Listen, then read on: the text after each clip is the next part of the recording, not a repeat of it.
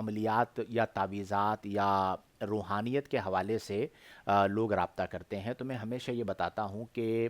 مجھے اگر وقت مل جاتا ہے یا قریبی جو بالکل بہت قریبی لوگ ہوتے ہیں تو میں ان کے لیے عملیات جو ان کی کاٹ وغیرہ کرنی ہوتی ہے، جو ایک بزرگوں سے سیکھا ہوا طریقہ کار ہے اس کے مطابق ہوتا ہے۔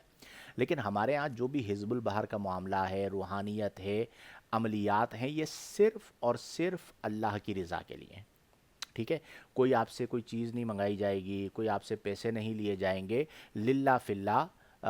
آپ کا روحانی، بلکہ وہ میرا ایک جملہ ہے کہ روحانی علاج مفت میں، روحانی علاج فی سبیل اللہ، اور یہ آفر غیر محدود مدت کے لیے، وہ ہمارے یہاں کہا جاتا ہے نا یہ آفر محدود مدت کے لیے ہے، تو میری جو آفر ہوتی ہے وہ غیر محدود مدت کے لیے ہے، اور ہر طرح کا الحمدللہ رب العالمین مسئلہ ہو تو اللہ کے فضل و کرم سے نبی کریم صلی اللہ علیہ وسلم کی نگاہ عنایت سے وہ مسئلہ اللہ تبارک و تعالی اگر چاہتا ہے تو حل فرما دیتا ہے۔ تو اس کے لیے طریقہ کار یہ ہے کہ آپ اپنا نام اور اپنا مسئلہ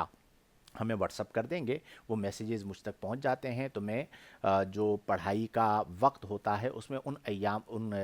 ناموں کو شامل کر کے ان کی کاٹ کر دیتا ہوں، اور اللہ کے فضل و کرم سے اس میں برکت بھی ہوتی ہے اور وہ مسئلہ بھی حل ہو جاتا ہے۔ تو اس لیے دونوں چیزوں کو جدا رکھیں، لیکن یہ ہے کہ ہر شعبے کے اندر مستند کا انتخاب بہت ضروری ہوتا ہے، یعنی ریلائبل شخصیت ہونی چاہیے۔ سنی سنائی باتوں میں اب تو لوگ باقاعدہ ایڈ چلواتے ہیں، اپنی تشہیر کرواتے ہیں، انہوں نے لوگوں کو چھوڑا ہوا ہوتا ہے جو ان کی جو ہے وہ پبلسٹی کر رہے ہوتے ہیں۔ ایسے لوگوں سے کنارہ کشی اختیار کریں، اللہ والوں کے قریب رہیں گے تو انشاءاللہ الجلیل دنیا بھی بہتر ہوگی اور آخرت بھی بہتر ہوگی۔ اگر حصول روحانیت آپ چاہتے ہیں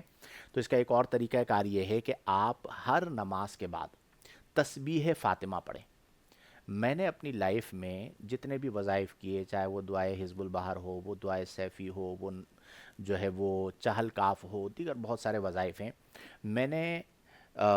تسبیح فاطمہ سے زیادہ مضبوط کوئی وظیفہ نہیں دیکھا۔ اس میں اللہ نے بڑی برکت رکھی ہے، روحانیت بھی بہت زیادہ ہے اور مسائل کا حل بھی ہے۔ اس کی وجہ کیا ہے کہ یہ وہ وظیفہ ہے جو نبی کریم صلی اللہ علیہ وآلہ وسلم کے مبارک لبوں سے جاری ہوا ہے، اور کنہیں عطا ہوا تھا آپ جانتے ہیں، سیدہ کائنات کو عطا ہوا۔